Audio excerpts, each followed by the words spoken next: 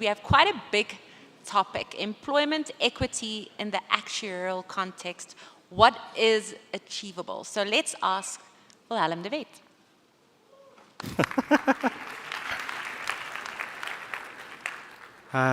Thank you. I was hoping for a longer introduction that I can take.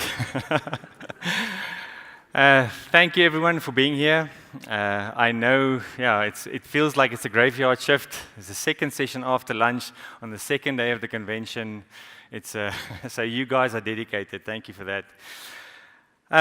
We know it's a very sensitive topic, and off the bat, right at the start, I want to look you in the eye and say, you have to hear my heart. My intention is not to be contentious in any way. I really don't want to make any enemies. I really hope that the presentation sets the stage for us to have a meaningful discussion around these targets, because it does impact all of us. Before I start, like I say, I think my deep desire is that there should be unity within our profession and within the industry around these targets. The scripture says, where there's unity, God demands a blessing. And the flip side is, where there's not unity, where there's division, no matter what you do, you will not be successful in what you're wanting to achieve. So that's my heart. So hopefully you will enjoy the session. Let me quickly run through the agenda. I'm going to quickly start with a brief history of employment equity legislation in South Africa. Then we'll talk about sectoral targets. What are they? Then I'll talk about the SA3 HR survey, which we ran in September, and the results and the insights of that. I'll then talk about the ASA demographics. I'll show you what our current demographics look like. Then I'll talk about practical implications of our, of these sectoral targets, and then sort of next steps. What should we do next? So how did we get here? We've all seen these pictures. Iconic pictures of our first democratic election in 1994, 27 April 1994. I was 16 years old in grade 11.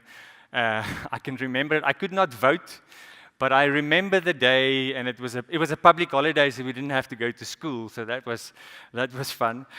But yeah, it was a time of immense hope. There was uncertainty, but there was an underlying hope. Immense hope, and there was opportunity, but everyone knew that there was a lot of work still to be done. So in 1994, straight after the election, we had our first post-apartheid constitution that came into effect, focusing on equality and non-discrimination that underpins all new labor laws. So I think the whole idea of the constitution was there should not be discrimination. Then in 95, the Labour Relations Act was enacted. In 97, the Basic Conditions of Employment Act was passed. In 1998, the Employment Equity Act came into effect, implementing affirmative action for the first time, and there was designated groups, black people, women, and people with disabilities. In 2003, 5 years later, came the broad-based Black Economic Empowerment Act was introduced. And this time, the key component, employment equity was a key component for companies who wanted to do business with government. In 2013, 10 years later, the next act was introduced, the Amendment Act, and that focused on historical pay gaps. And then 7 years later, another Amendment Act was signed into law in January 2021, focusing on strengthening enforcement, reporting requirements, and introducing stricter sanctions and for non-compliance. Which brings us to 2025, where we are today. So the new Employment Equity Act 4 of 2022 became fully effective in April this year. And the key changes included that they narrowed the definition of a designated employer to those employers that have more than 50 employees. They also introduced legally binding sectoral numerical targets for representation. And then there was requiring employers to have an employment equity compliance certificate to be eligible for state contracts. And then also companies had to now implement a 5-year plan. They had to show to government what their current employment equity targets look like, how do they compare to the targets, and then put a plan in place for the next 5 years on how they will get there. So that brings us to the sectoral targets. Maybe at this stage it's important to say that we are not sectoral targets experts at all. We are a recruitment business and we recruit actuaries. But I think we've tried to sort of look into this as good as possible, and this is our understanding of it. It might not be 100% correct and open to anyone. I think we're close. So with that said, let's start with a few definitions. The definition of an employee is just someone that's paid, but that's not an independent contractor. So, and then a designated employer, in short, it's an employer who employs 50 people or more. Another definition that's important is the designated groups, and that means black people, women, and people with disabilities who are citizens of the Republic of South Africa by birth or by descent, or became citizens of the Republic of South Africa by naturalization before April 27, 1994, or after 26 April 1994, who would have been entitled to acquire citizenship by naturalization prior to that date, but who were precluded by apartheid policies. So if you were out of the country and you couldn't get citizenship, and those people account towards the designated group as well. So the 5-year sectoral target, numerical targets for financial insurance activities, they divided up into 5 groups, into top management, senior management, professionally qualified, which is middle management, skilled technical, and then also disability. And then for each male and female, they have a separate target. So for top management, male, and these are the 5-year targets. So this is what your workforce should look like in 5 years from now. So for males, it should be roughly 28% black. For females, 35.3% female, a total of 63%. And then if you go down sort of the skilled technical, so basically students, 49.5% of all your workforce should be in the black category, 46.1% should be in the female category, and 95%, of a total of 95.6%. The impact of that is that so 4.4% is white male and foreign nationals. The term black people at this stage, the way we read it, is a generic term which means Africans, coloreds, and Indians. I know there was a court case including the Chinese people into that group as well, but that's the way we understand it. But that's not all. If those were the targets as is, I think it would have been tricky, but it would have been possible to achieve them. You then have to map these targets onto the National Economically Active Population, the EAP, by race and by gender.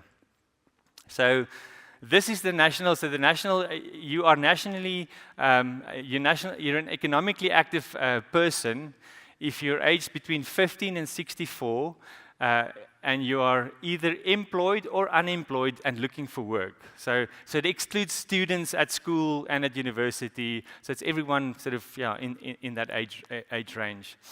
So the active population 81% is in South Africa is black, 8.8 is colored, 2.7 Indian, 7.5% white, of a total of 100%. We could not find foreign nationals. So this is a table that's on the government website, but we couldn't find foreign nationals in there, so not really sure where they are included. Then, so you need to map this onto the sectoral targets. So if you do that, then for males, the targets look the following. So for top management, you need to employ, in 5 years from now, 24.3% should be in black appointments, 2.6% colored, and 0.9% Indian, of a total for 27.8. Again, if you go down the list, if you go down to skilled technical, 43% should be in the black category, 4.6% colored, 1.7% Indian, a total of 49.5%. So that's what this is what the current targets look like for males. So this is males.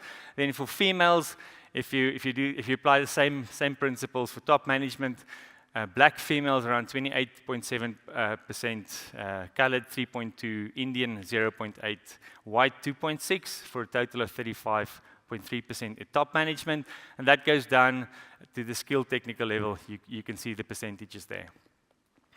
So yeah, so with that sort of as a background, what are the key dates for these sectoral targets?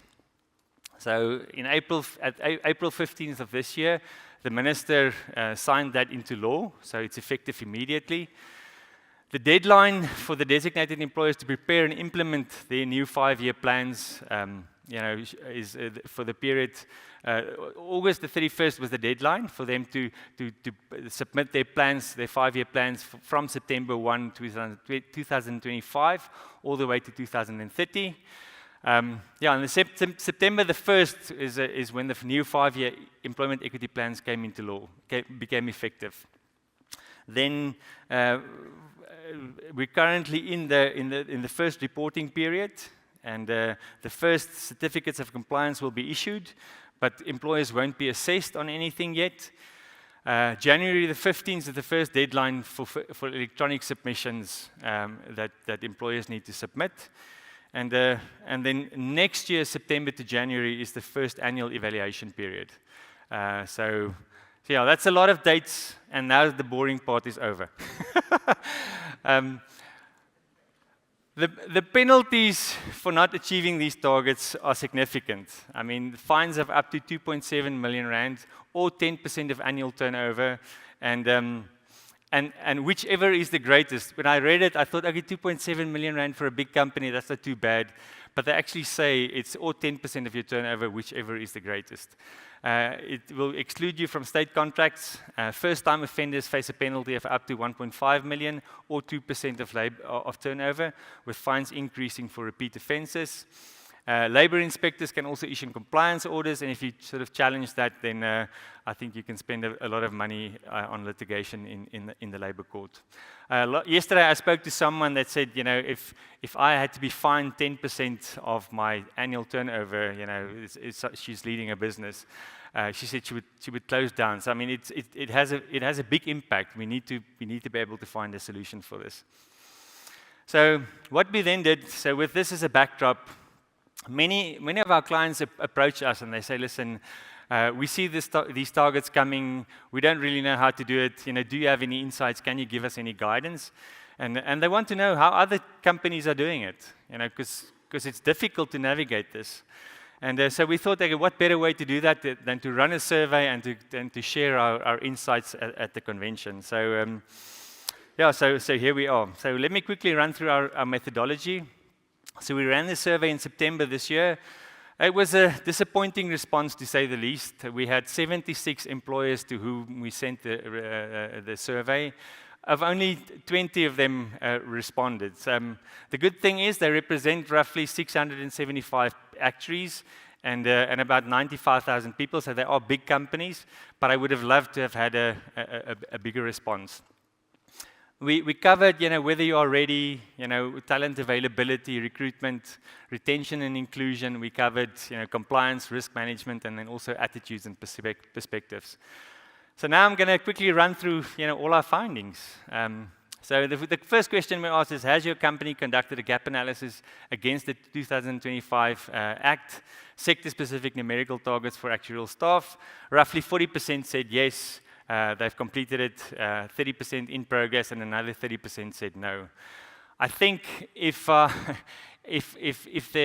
people that were supposed to fill in the survey are anything like me, there's a higher likelihood that the people that have not completed the survey are part of the last two bars. So I think a true reflection of what our industry looks like is probably looks a bit worse than this graph. We also asked them, what strategic planning steps have you initiated? Roughly 65% of all the respondents said they have a revised recruitment strategy. 70% they said they've updated their employment equity plan. They've engaged with leadership, about 65% again engagement with leadership. And then engagement with actuarial teams at around 50%, just under 50%. I think we're of the opinion that actuarial teams have more to add to the conversation than maybe HR thinks. So we would love to see that bar go up so that the actuarial teams and team leaders are part of the conversation. The next question we asked was, are your actuarial team leaders included in EE planning or consulted via EE committees? 50% said yes formally, and the others said occasionally or no, not at all. And again, I think we would like to sort of see the first bar go all the way to 100% and the second two bars go down to 0%.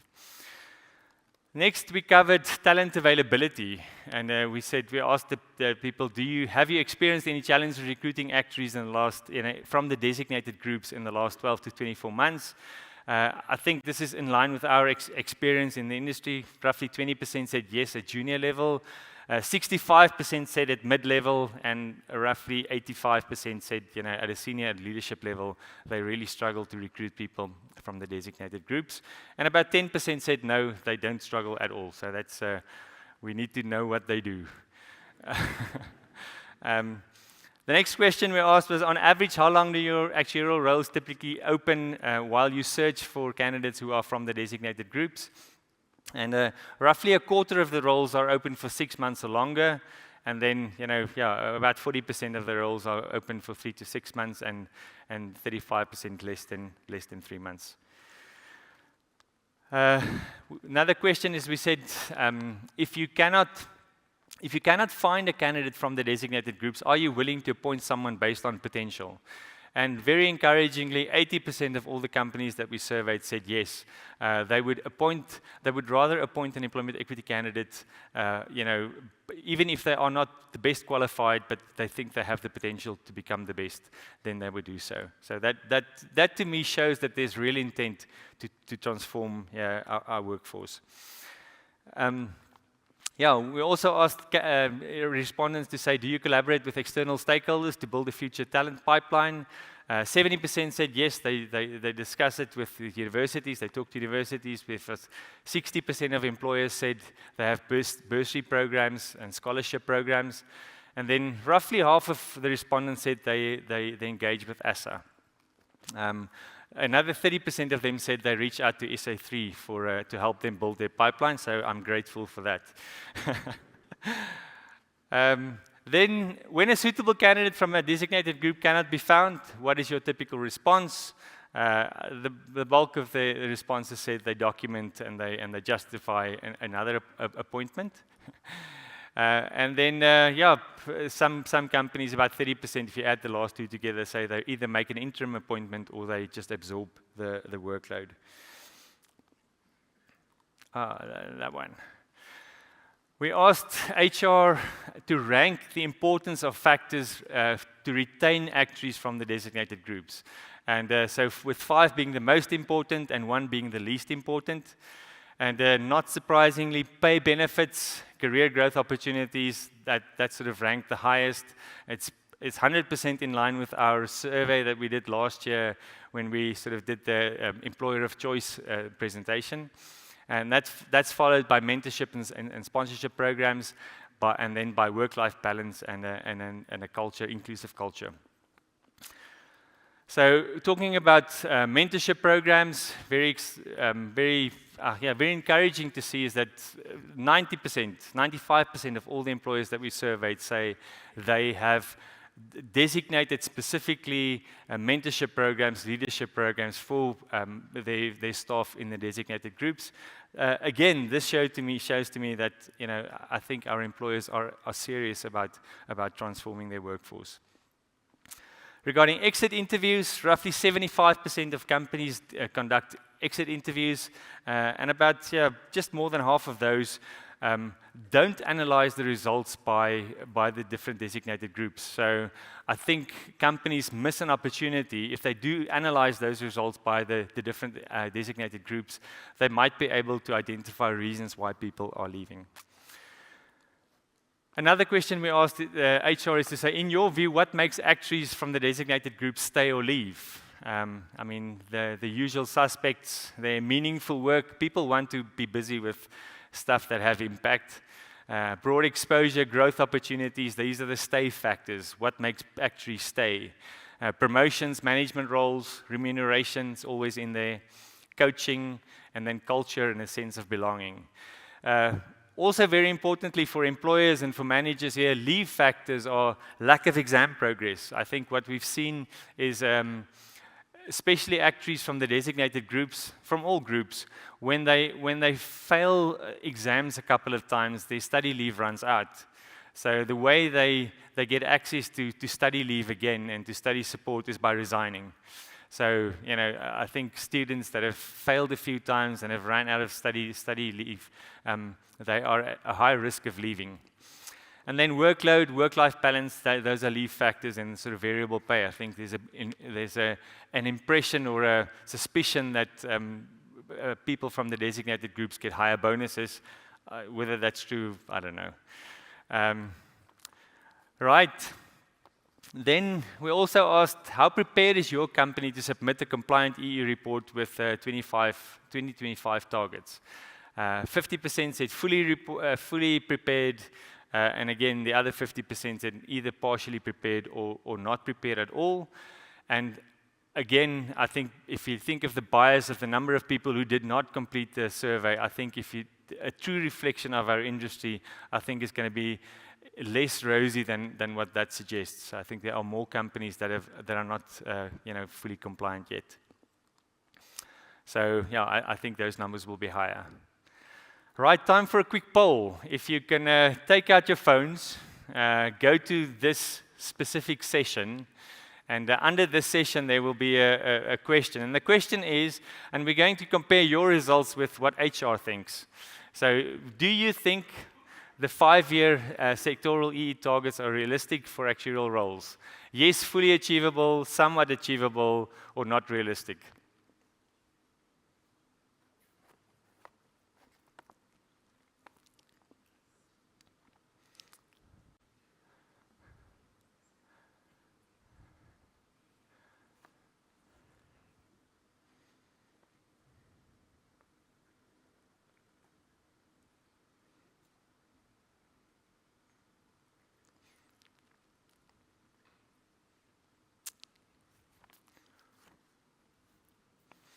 I think we sort of, it's starting to stabilize. So roughly 60% of the audience think it's not realistic, about 30% think it's somewhat achievable, and then the other 10% it's fully achievable. So if I compare that to what the results of the HR people that we asked, that we surveyed, about 12-15% said it's fully achievable, very similar to our poll today. And then around 40% said it's somewhat achievable, and about 45% said it's not achievable at all. So I think the audience are a bit more pessimistic than HR. Then another poll. So what additional support would you like from external stakeholders? Same app, same session.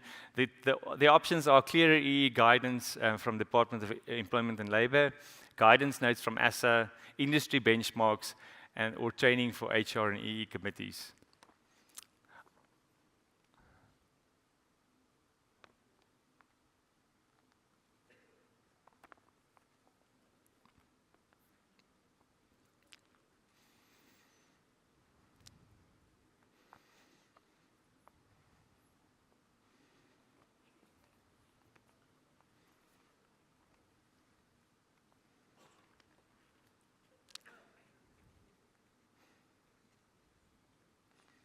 Yeah.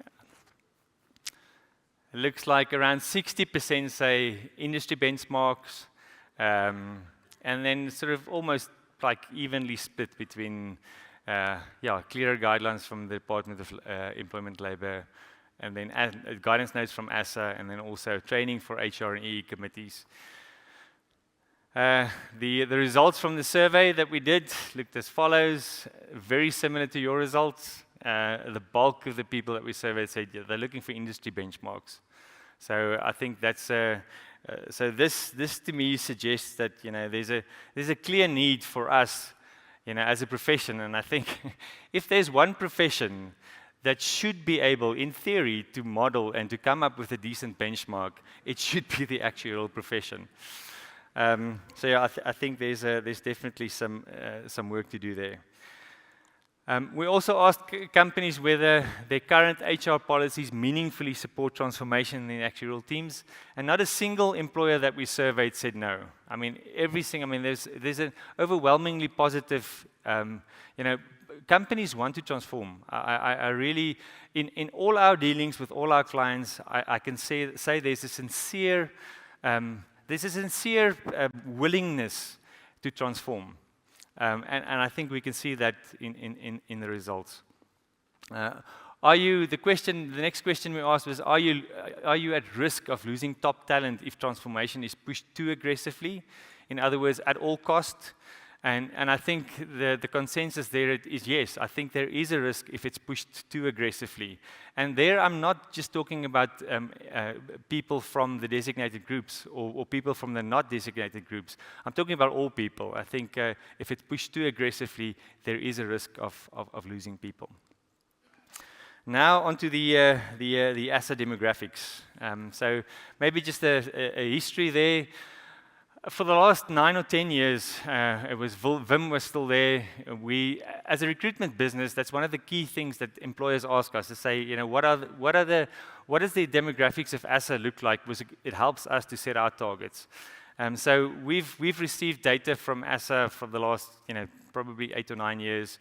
But for the last 4 years, we've actually done like a deep dive into the data. And so what we'll do now is we'll give you every year we compile a little report that if someone asked us, then we share the report with them. But this is a snapshot of what the ASA demographics looked like on the 4th of February 2021. So that is almost 5 years ago. And the split is by students. So students are everyone that has not passed all the A100 to 200 exams. The technical members are those that have passed all the A100 and 200, so that's the old CTs. The associate levels are the ones close to qualifying, and then the fellows are the fully qualified actuaries. And those are broken down into African Black, EE candidates, EE Asian, colored, Indian, and then there's non-EE candidates, foreign nationals, and then non-EE whites, and then there's a small unknown number.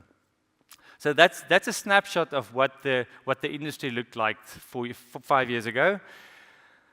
We do this once a year. We see that the data doesn't sort of move around that quickly. So for our purposes, once a year was sufficient. So this is what the data looked like 5 years later. So I'm going to sort of just flip through.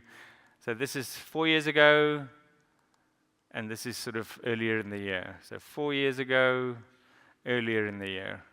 And I think sort of just by looking at it, I think you can see that, there's all of the bars moved up a bit. The one bar that moved up significantly is the Black students, which is very, very encouraging. So where am I now? So if I look at the differences between the 4 years, there we go. So this is a table that sort of just say, if you look at the number of actuaries, the number of students, the difference in the 4 years from 4 February 2021 until 17 February 2025. So if you look at student level, the number of students increased by about 30%, of which roughly half of them were Black students, about a quarter white and a quarter Indian. If you look at the TASA students, the TASA members, they increased by about 17%, about 200 individuals, of which half of them were white, and about, I would say, 30% was African Black. And then AMASA, the AMASA level, they increased significantly by 57%. The reason for that is because everyone is now, if I understand correctly, is you now need to be an AMASA before you can become a fellow. So I think that's the reason for the big increase, or that's what I've been told. So again, the white group is about roughly half of the AMASAs, split and then half between the Blacks and Indian candidates.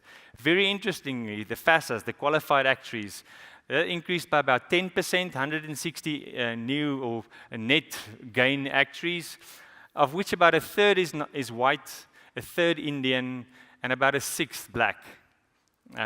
So those are the deltas in the 4 years that we've experienced. So maybe now, if you can look back to me, I think now is a good time to say that I think it's very, very important to tie up with the ASA convention's sort of theme is to look beyond the numbers. Is that every single percentage point, every single number in this table and in my slides represent a person.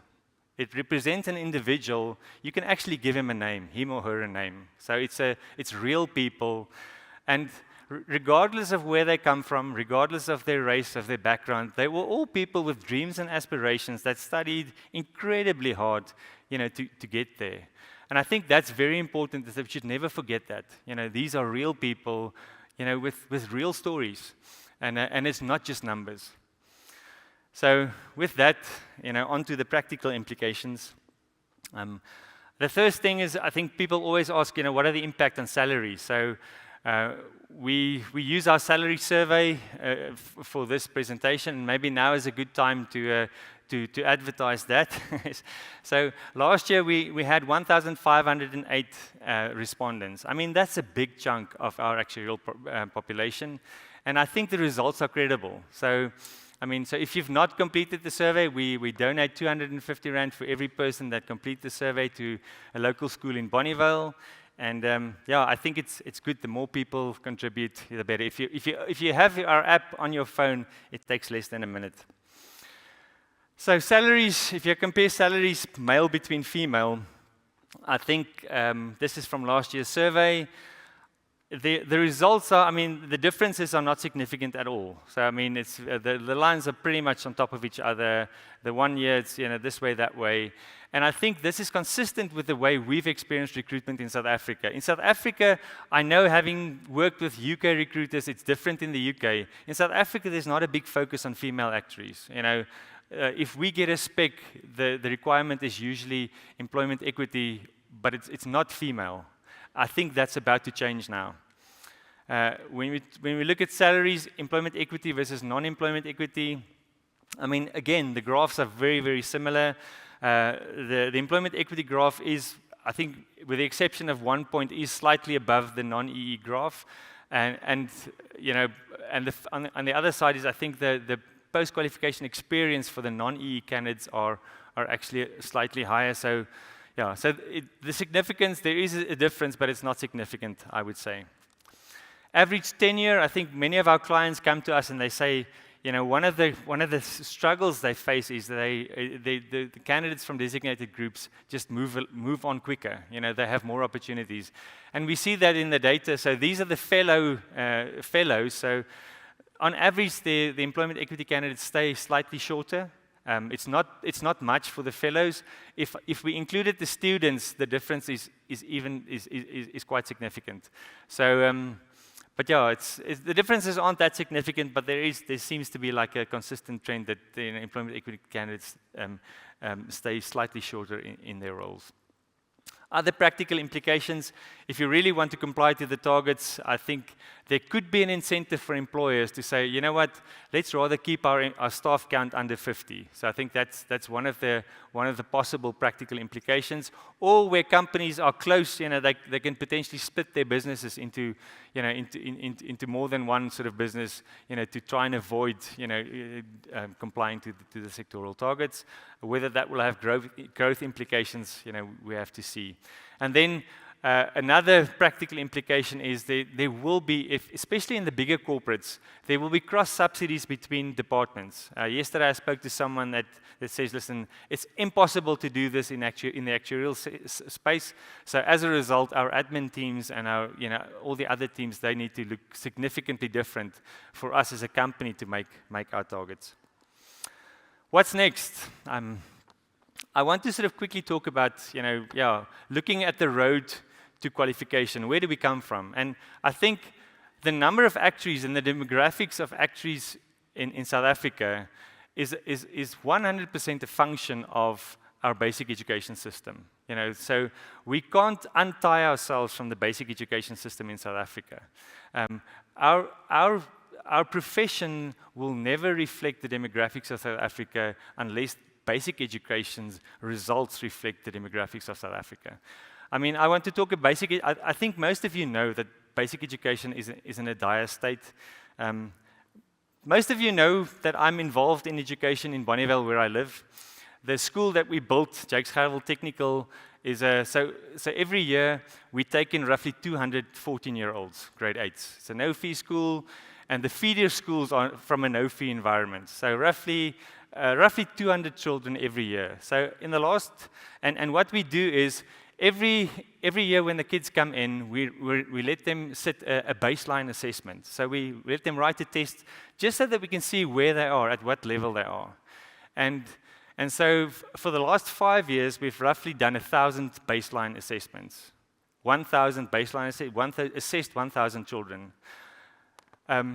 If you had to guess, how many children would rate as they passed maths at grade 7? And I'm not talking about 90% for maths. I'm talking about 50% for maths. Of 1,000 children over 5 years coming from a no-fee school environment. Out of 1,000, what would be your guesses? The answer is 6. We have 6 kids coming from farm schools, no-fee school environment. In grade 8, 6 of them test that they passed grade 7 maths. If we look at the terms, the Trends in International Maths and Science study, that was done in 2003. An international body, they assessed, they tested 59 countries in the world, and they came to South Africa. They assessed 12,000 schools, roughly 360 grade 5s in South Africa, and they compared the results with the grade 4 results in other countries. I don't know whether it's a northern southern hemisphere, why they picked grade 5s in our country, but the bottom line is that they assessed grade 5s in South Africa and compared the results to grade 4s in the rest of the world. And we came stone cold last in both maths and science out of 59 countries. The 2 countries above us, was North Macedonia and Montenegro. So it's sad. And if you look at the points that we scored, we're significantly below them. And then lastly, in the Pearl study in 2021, it just sort of the bottom line is that 81% of our kids age 10 cannot read for meaning. So unless we fix basic education in South Africa, it's going to be an uphill battle every time. Tertiary education, I think our universities do an amazing job. They do really well. I've spoken to many lecturers that are here in the audience. But what they say is that the throughput rate for students from the designated groups are not as high as the throughput rates from the other groups. And there are a number of factors, and I think we need to analyze those factors and do as best we can to try and mitigate them so that the throughput rates can be better. Exams, while in employment, I think most companies have really great employment study support schemes, and most employers do their best to give their employees the chance to pass the exams. So what can we do? I want to sort of start with universities. I think basic education is going to be a debate. We can have a week-long conference on how to do that. So I'll just sort of mention. I think at universities, one thing I would like to suggest is that we look at entry criteria. One of the saddest things for us as recruiters is, we get a call from a girl sitting in northern Limpopo with an actuarial degree. She studied for 6 years. And she's got 1 exemption. So she's got a degree, she's got 1 exemption, studied at one of the big universities, and she's unemployable. She will never, the odds of her finding a job in the actuarial space is very, very difficult. So we would like to encourage universities, is not just, my son is a second-year actuarial science student. It is difficult. Now I'm reliving all those exams again. And you forget how difficult that is.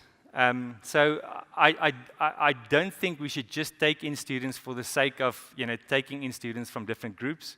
We should really these are real people with real lives, and we risk wasting children's lives by getting in the wrong course. So universities need to be clear on pathways. If they see someone that's not going to make it, then suggest something else. Employers, I think employers, like I said, have great exam support, mentorship programs. I think what employers can do more is active engagement with the Department of Employment and Labour. I think in Bonnievale it's different. I told someone yesterday, when there's a pothole in front of my house, I take a picture and I WhatsApp it to the mayor. And then a day later it's fixed. It's rural South Africa, you can do that. But so maybe I'm naive, but the people in government and in government positions, they are normal people. You need to engage with them. So I think rather than just accepting the targets as they are, I think employers need to actively engage with the Department of Employment and Labour as well. ASSA, I think I want to challenge ASSA to say, they need to set achievable data-driven targets for our profession. I think that's needed. Demographic modeling, I know they've got amazing models. They need to do modeling to try and show to the profession what do they think the profession will look like in 5 years from now. And then give guidance to members. I think ASSA has a role to play to engage with the Department of Labour, is to say to them, listen, these are all the things we're doing, and we're trying our best, but this is the population that we're recruiting from.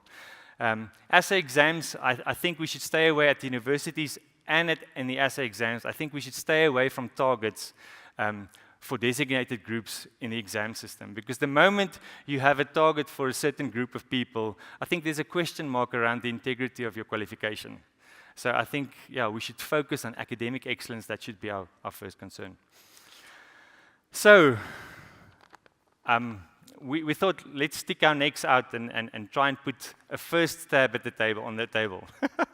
So if we take the ASSA demographics, we know, we get that from ASSA, but so we've got the demographics, but we don't have the profiles on whether people are top management, middle management, senior management, or qualified. So what we've done is we've used our salary survey data for the last how many years, and we said, okay, we assumed that the distribution of the ASSA demographic of the ASSA population is the same as the distribution of the people that have completed our salary survey. So I think it's a fair assumption. It's a big enough. There will be differences. I'm the first to admit that, but I think that's like a first step in the dark.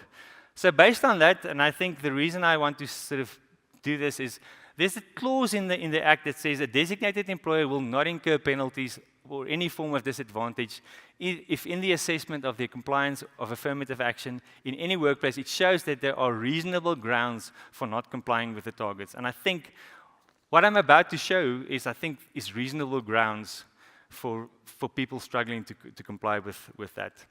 So this is at top management level. So what we've done is, this is just a guess. So our guess is that top management, we looked at FASAs, actuarial qualified actuaries with more than 15 years PQE. So that's our stab in the dark to say that's top management. And if you take that definition, then for males, the target should be 5.3% for blacks, the black group. And then for females, 17%, for a total of 22.3%. That's for top management. And you can go down for senior management. We assumed, again, stab in the dark, qualified actuaries with 10 to 15 years experience. And then middle management, we said qualified actuaries with less than 10 years PQE. So all qualified actuaries under 10 years. And if you apply those, if you map those two on each other, you'll see for skilled technical, for example, right at the bottom, the target should be 36.7. The number in brackets is the actual target at the moment. So 36.7 at the student level for males. For females, 29.8 rather than the 46%. So, but now, if you further go down and you break it into the different groups, this is where it gets very interesting. So for top management, those are qualified actuaries with more than 15 years experience. The 5.3% is broken down. If you look at the asset demographics, it should be 1.1% black, rather than, so government, the expectation from government side is 24.3%. The current population of ASA, is 1.1, and that's just our stab in the dark. I think there's maybe I should say that. I think the ASA data, we're still in discussion with ASA. I think some numbers include permanent residents, but permanent residents and citizens, but they don't qualify for EE purposes. So we just need to make sure that we are aligned on that. But yeah, for blacks, 1.1, colored, 1.1, Indian, 3.1. And if you look at the numbers in brackets, and females, I've just spoke to so there's the one lady, the one black lady that has more than 15 years PQE that we know of. I don't think she's completed our salary survey, so if she's in the audience, can you please do so? Because so I mean, so the targets are, currently it stands at 0%, and again, I think whereas government wants it to be 28.7%, and you can go down the list. So, and this, that's top management. For senior management, you can go down. I mean, the very interesting one is if you look at, the black males, for example, according to asset demographics, I think it should be 2.4%, whereas the government target is 27%.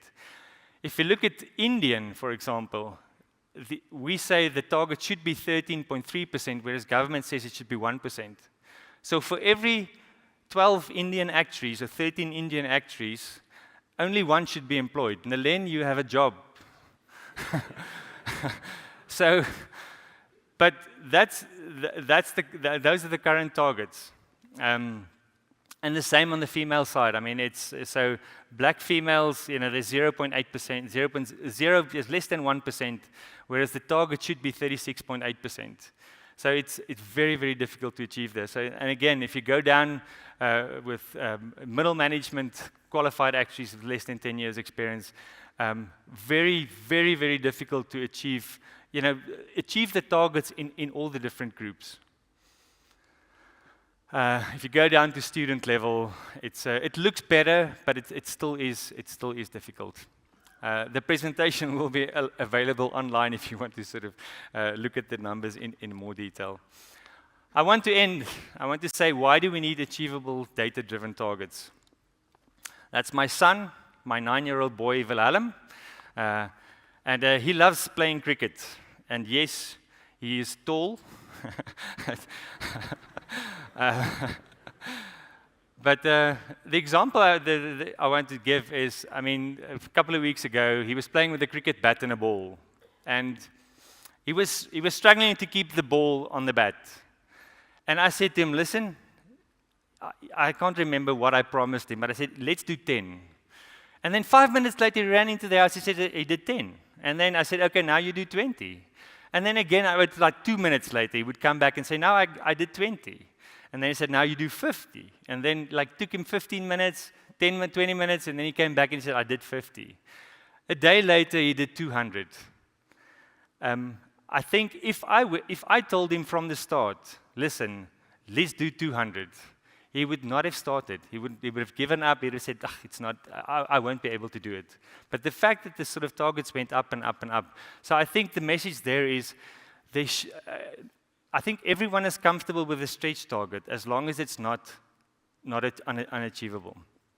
So why do we need the targets? I think that when the goal is not achievable, there's a significant risk that employers will walk away and do less for transformation than what they otherwise would have done. That's my opinion. I want to say, and I mean this from the bottom of my heart, I really think our profession and our employers, our industries, they are serious about transformation. They want to transform. The vast majority of our employers, of our clients, want to do the right thing. And with that, I'm ending. I want to say, with them wanting to do the right thing, Paul said in Galatians 6:9, let us not become weary in doing good, for at the proper time we will reap a harvest if we do not give up. Galatians 6:9. I thank you.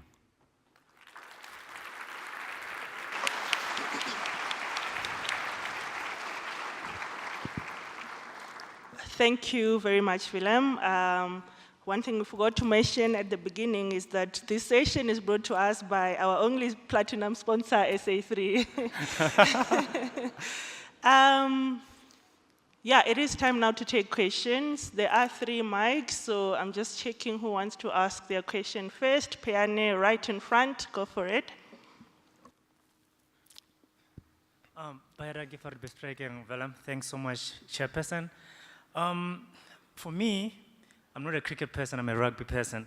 And I think on this momentous occasion, Sia will be playing his 100th cap on Saturday. So for the employers, for me, if you look at the word target, everything is achievable if you look at it as a target. And the National Department of Sports and Recreation, with Rassie Erasmus, how they worked on rugby is they moved away from a quota to now talking about a target. And that's how the pipeline in rugby is phenomenal.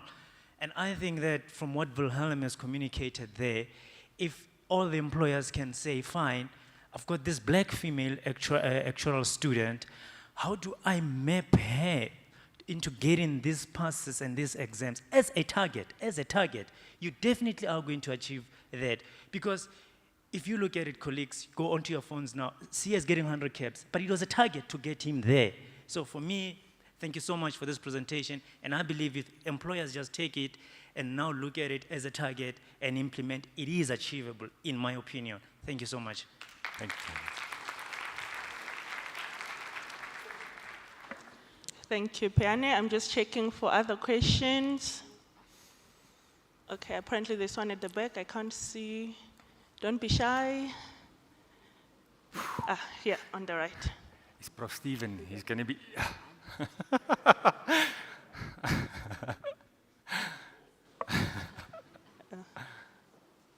So good afternoon. Good afternoon. So I wasn't planning to ask a question, but I think I must give a little bit of a comment. It takes 25 years to grow an actuary. 12 years of schooling, about 13 years for the university, work-based learning. So when we talk about what our profession is going to look like in 25 years, that kid is starting grade 1 today. Now, unfortunately, and I'll also tell you about the transformation journey at WITS and what we did starting in 1998.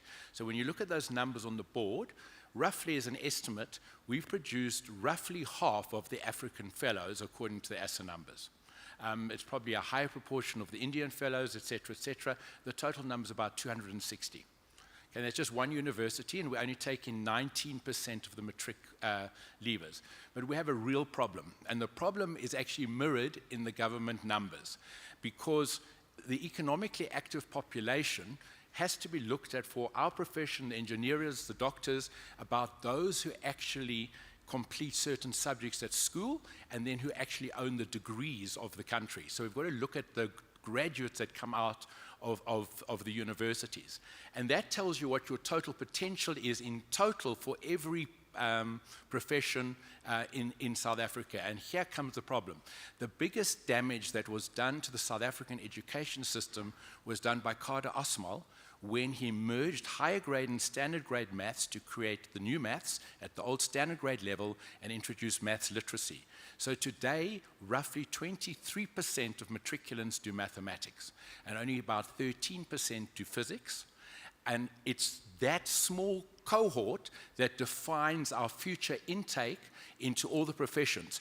When you break it down to performance even if you look at above 80% as being realistic, and I must tell you, the matric marks inflate every year. So we get all the marks, and I work from the top down, and we offer the same proportion.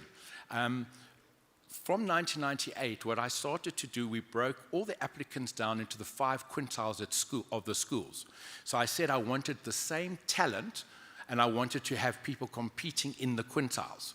And so from 1998, we offered the same proportion in each of the quintiles. And that changed entirely how our profession developed at WITS. But I have to also say that when we look at the numbers coming through now, it's hardly changed in terms of the base numbers coming out of the school system to what it was 20 years ago. Our school system is moribund, and that is where we have a real problem. So for our profession to change, we need to change what's coming out of the schools, and then we also have to be fair to the students in the universities. And the problem with the students coming into the universities today is that they are not being required in the schools to develop the right skills. So mathematics, they learn it by rote. They do not read.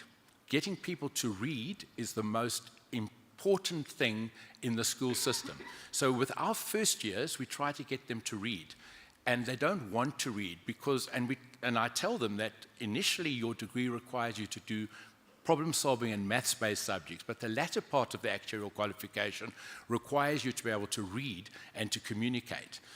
And the journey to acquire those skills has to only start in many instances at university because it has not been developed at all in the school system.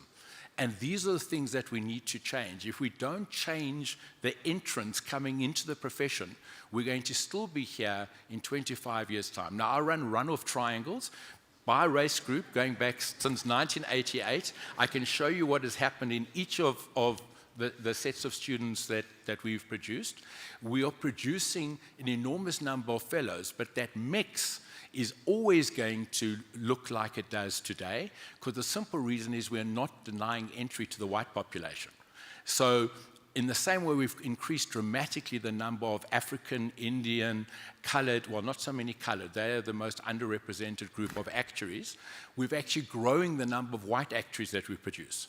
And the reason we do that is because people fear that if they don't study something that is internationally exportable or rare, they're not going to be employed.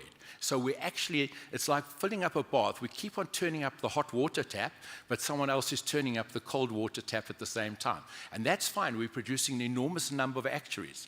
But our mix is not going to change because we are constrained by what comes out of the school system.